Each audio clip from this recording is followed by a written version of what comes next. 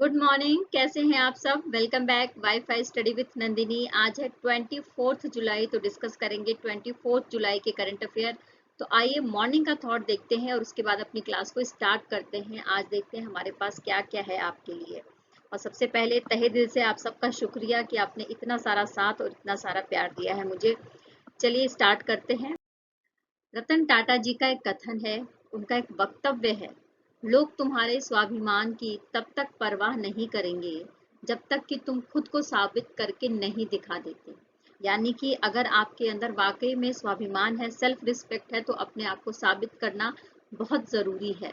क्योंकि अगर आपने साबित कर लिया तो उसी दिन से आपके सेल्फ रिस्पेक्ट की, आपके स्वाभिमान की जो कदर है वो दूसरों की नजरों में हो जाएगी। और उसके पहले तब तक आपको लोग सीरियसली नहीं लेंगे। तो चलिए इसी विचारधारा के साथ में अपनी क्लास को स्टार्ट करते हैं और अपने अपने पर्सनैलिटी में इम्प्रूवमेंट लाने की कोशिश करते हैं। देखिए, हम जो अभी फर्स्ट बात कर रहे हैं वो राष्ट्रीय थर्मल इंजीनियर दिवस के बारे में बात कर रहे हैं, जो हम 24 जुलाई को मनाते हैं। नेशनल थर्मल इंजीनियर डे कब मनाते हैं? 24 जुलाई को मनाते हैं। साथ में मैं आपको ये भी बता दूं कि इसको पहली बार कब मनाया गया था। तो पहली बार इसको 2014 में मनाया गया था, 24 जुलाई को ministry of science and technology के द्वारा। अच्छा, इसका उद्देश्य क्या है? देखिए, इसके पीछे का एम क्या है? तो एम ये है कि किस तरीके से व्यवसाय में, व्यापार में, बिजनेस में जो थर्मल सेक्टर है ना, उसकी इम्पोर्टेंस को बताया जा सके। क्लियर? तो हम नेशनल थर्मल इंजीनियर डे कब मनाते हैं? तो 24 जुलाई को मनाते हैं। देखिए, यहाँ पर जो हम बात कर रहे हैं नेशनल इनकम टैक्स डे के बारे में बात कर रहे हैं, जो हर साल 24 जुलाई को मनाया जाता है। और इस बार 163 नंबर का हम ये जो दिन है वो मना रहे हैं। यानी कि 163 ईयर हो गए हैं इस दिन को, 24 जुलाई को, इनकम टैक्स के लिए। अच्छा, इसके पीछे की हिस्ट्री क्या है वो भी जान लेते हैं। तो देखो, सबसे पहले मैं आपको बता दूं कि इसको 24 जुलाई 1860 में इसको लेकर आया गया था भारत में। किसके द्वारा लेकर आया गया था? तो जेम्स विल्सन थे, सर जेम्स विल्सन थे, उनके द्वारा लेकर आया गया था भारत में पहली बार इनकम टैक्स को 24 जुलाई को, जिसकी वजह से ही 2010 से ही हम हर साल 24 जुलाई को नेशनल इनकम टैक्स डे मना रहे हैं। इसके पीछे का मोटिव क्या था, किस वजह से इसको लेकर आया गया था? तो इसके पीछे का रीजन ये था कि जैसा कि हम सब बहुत अच्छे से जानते हैं कि 1857 में भारत ने अपनी स्वतंत्रता की पहली क्रांति करी थी। तो उस क्रांति की वजह से युद्ध हुआ था। तो युद्ध की वजह से जो भी जो भी बजट था ब्रिटिश गवर्नमेंट का, उसकी भरपाई के लिए, है ना, जो आय की कमी हो गई थी उसकी भरपाई के लिए ही ब्रिटिश गवर्नमेंट की तरफ से 1860 में पहली बार इनकम टैक्स को भारत में लाया गया था। और 2010 से हम हर साल 24 जुलाई को नेशनल इनकम टैक्स डे मना रहे हैं। तो आई होप कि आपने अच्छे से समझ लिया होगा। अच्छा, भारत का जो केंद्रीय प्रत्यक्ष कर बोर्ड है उसके द्वारा हमारे देश में इनकम टैक्स से रिलेटेड जो भी गतिविधियां हैं, एक्टिविटीज हैं, वो करी जाती हैं।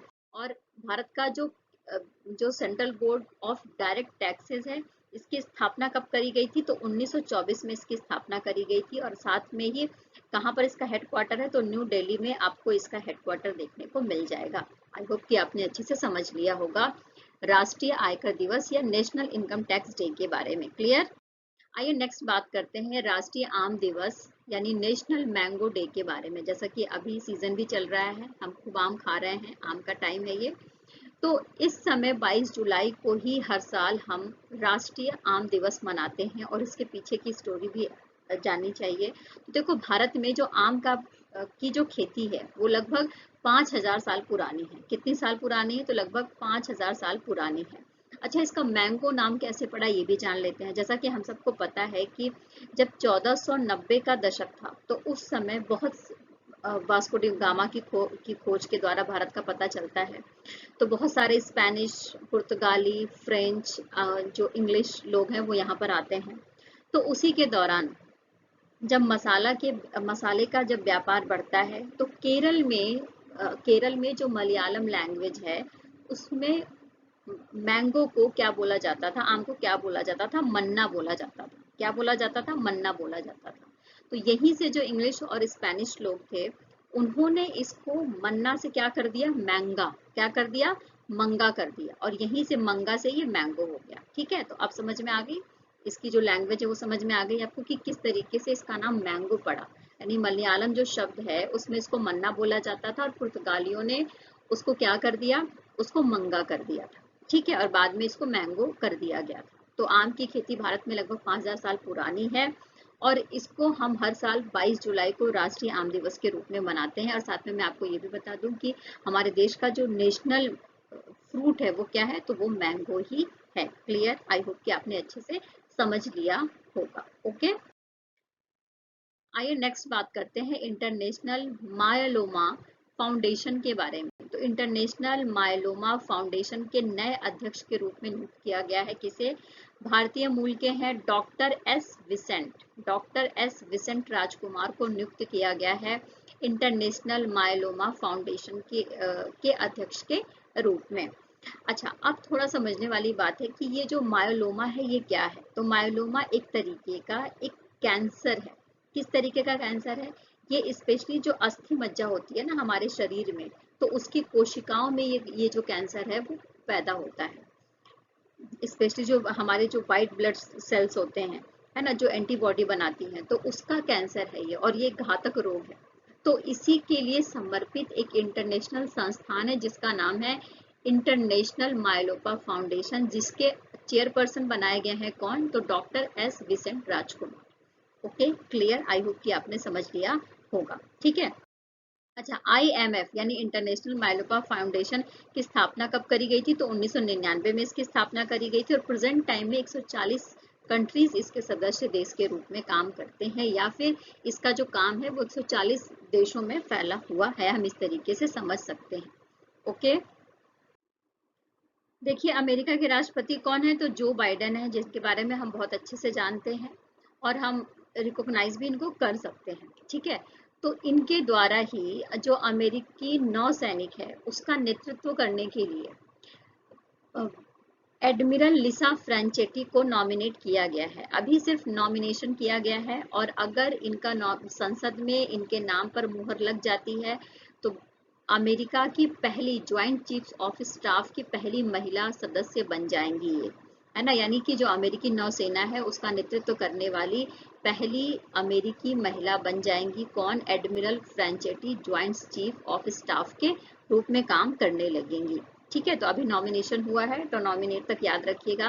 वैसे अगर वहां के राष्ट्रपति किसी का नाम नॉमिनेट करते हैं तो आप मान के चलिए कि 100% संसद में जो प्रस्ताव है वो पारित हो जाएगा, इनके नाम पर मुहर लग जाएगी वहां की सीनेट में। Okay, clear? तो हमने बात कर ली एडमिरल लिसा फ्रैंचेटी के बारे में।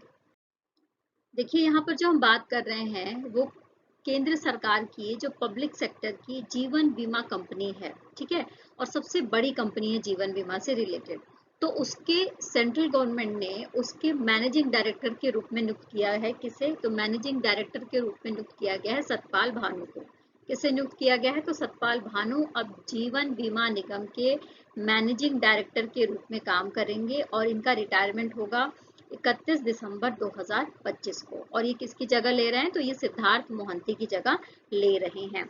LIC के बारे में बात करते हुए मैंने आपको जैसा कि बताया हुआ है कि सबसे बड़ी सरकारी स्वामित्व वाली यानी कि पब्लिक सेक्टर की कंपनी है भारत सरकार की बीमा से रिलेटेड, और इसको स्टैब्लिश करा गया था कब? 1956 में। ओके, और ये बहुत सारी स्कीम्स लेकर आती है भारत की जनता के लिए, जैसे कि मनी बैक प्लान है, संपूर्ण जीवन पॉलिसी है, इस तरीके के कई सारे प्लान लेकर आए गए हैं हमारे देश की जीवन बीमा जो निगम है उसके द्वारा। और इसके मैनेजिंग डायरेक्टर के रूप में अब कौन नियुक्त किए गए हैं? तो सतपाल भानु की नियुक्ति करी गई है सेंट्रल गवर्नमेंट के द्वारा। Okay, clear? नेक्स्ट बात हम जो कर रहे हैं वो navy welfare and wellness association और साथ में G20 सचिवालय के सहयोग के साथ में जो भारतीय नौसेना है वो G20 थिंक का दूसरा एडिशन, G20 थिंक का जो दूसरा एडिशन है उसको लॉन्च कर रहा है। ठीक है, अब इसको समझ लेते हैं ये क्या है। तो देखो G20 थिंक का जो ये सेकंड एडिशन है इसमें स्पेशली भारतीय नेवी से रिलेटेड क्वेश्चन पूछे जाएंगे। एक कंपटीशन है जिसमें क्लास 9 से लेकर 12 तक के जो बच्चे हैं वो भाग लेंगे और इसमें राष्ट्रीय और मतलब नेशनल और इंटरनेशनल दोनों तरीके से कंपटीशन को कराया जाएगा। और वसुधैव कुटुंबकम यानी विश्व एक परिवार है, इस थीम के साथ इस प्रतियोगिता को कराया जा रहा है। भारतीय नेवी के द्वारा। भारतीय नौसेना के जो चीफ एडमिरल हैं वो कौन है, तो वो हैं आर के हरि कुमार। कौन है? आर के हरि कुमार जो है चीफ एडमिरल हैं हमारे देश के नेवी के। आपको अच्छे से याद होना चाहिए। और किस नंबर के हैं? तो 25 नंबर के हैं। ओके। 25 जुलाई 2023 को मध्य प्रदेश के खजुराहो में एक सम्मेलन किया जाएगा, 5वां हेलीकॉप्टर और लघु विमान शिखर सम्मेलन, यानी कि 5th helicopter and small aircraft summit की जाएगी खजुराहो में 25 जुलाई को मध्य प्रदेश के। इसमें कौन कौन से लोग भाग लेंगे उसके बारे में बात कर लेते हैं। तो देखो, इसमें सबसे पहले तो मध्य प्रदेश की सरकार रहेगी, फिर हमारे देश के जो नागरिक उड्डयन मंत्रालय है उससे रिलेटेड लोग रहेंगे, पवन हंस लिमिटेड और federation of Indian chambers of commerce and industry, जिसको हम फिक्की कहते हैं। तो फिक्की के द्वारा संयुक्त रूप से आयोजित किया जा रहा है और इसकी जो अध्यक्षता है, इसका जो उद्घाटन है वो मध्य प्रदेश के मुख्यमंत्री शिवराज सिंह चौहान और साथ में ही हमारे देश के नागरिक उड्डयन और इस्पात मंत्री कौन है, तो श्री ज्योतिरादित्य एम सिंधिया, तो उनके द्वारा इसका उद्घाटन किया जाएगा।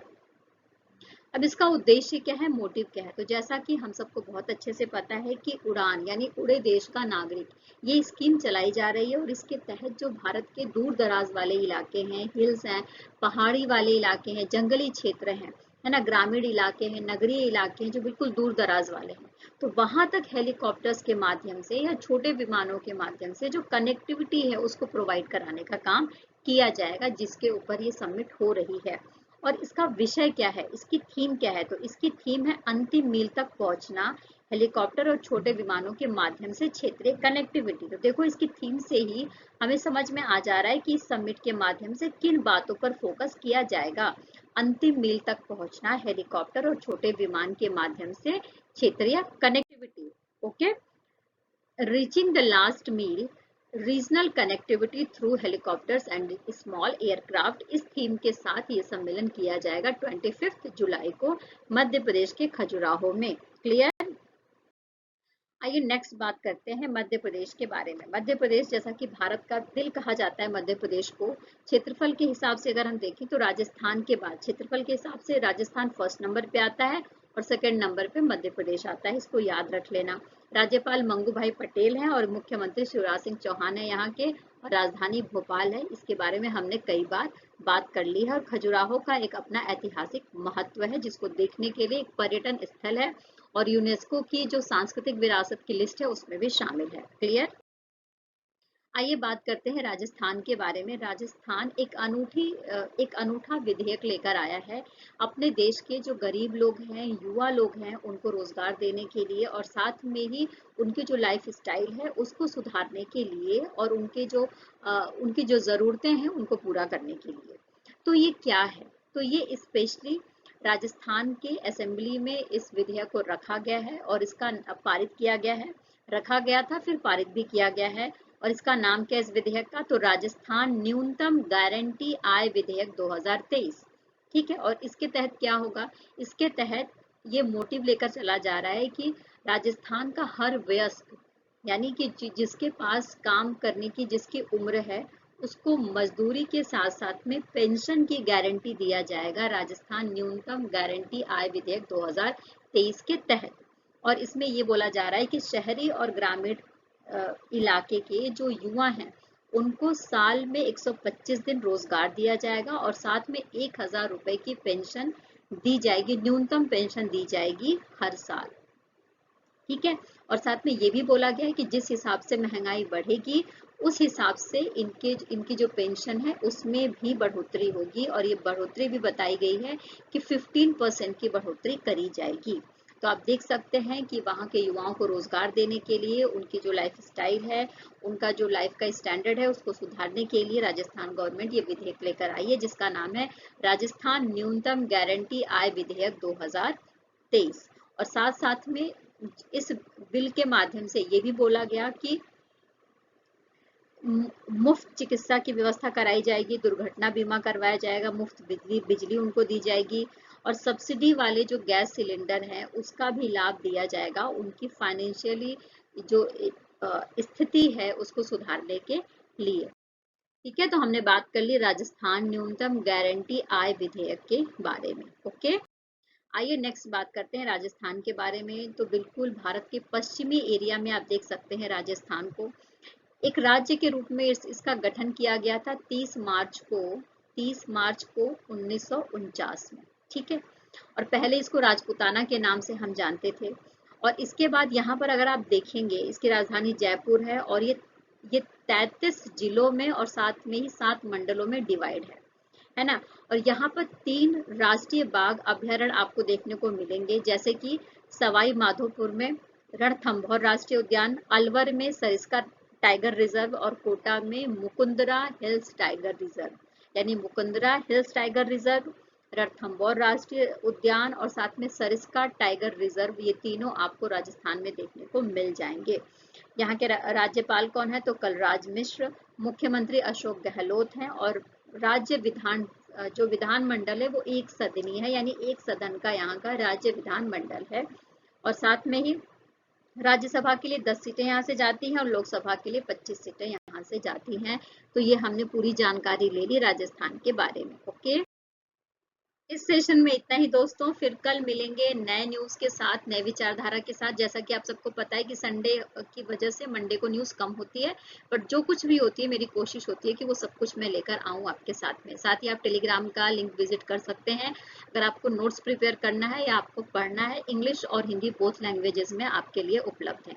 तब तक के लिए कल फिर मिलेंगे, तब तक के लिए टेक केयर, बाय बाय। खूब खुश रहिए, खूब मेहनत करते रहिए और खूब आगे बढ़ते रहिए। Bye bye.